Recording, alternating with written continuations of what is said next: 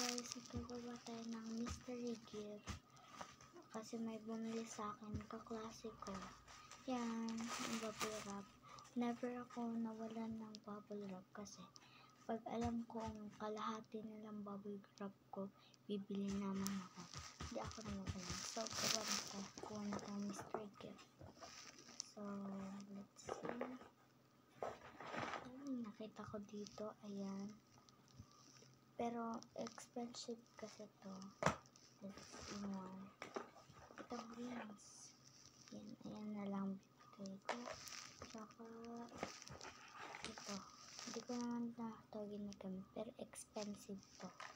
Dalawa lang bibigay ko. So, let's do it. Maliit na muna.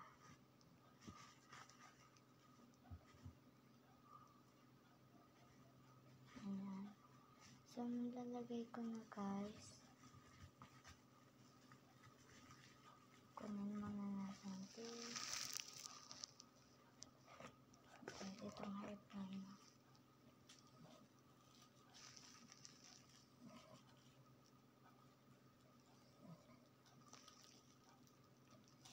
Ay, tsaka pala guys, hindi lang yan.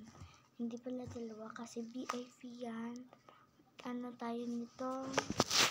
Acrylic marker. Ayan, bigyan ko natin sa acrylic marker kasi VIP siya. Kaya kuha tayo ng acrylic marker.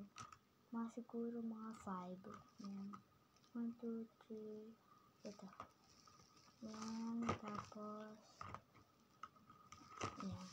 5 na acrylic marker. So, let's pack. Ayan. Tignan natin. Ayan yan. Napack na natin yung ano. So, let's lagay na lang natin ito dito sa plastic. Okay lang yan na wala kang malagayan. At least may bubble wrap ka. So, ayan na po yung ko. Thank you po sa bumili.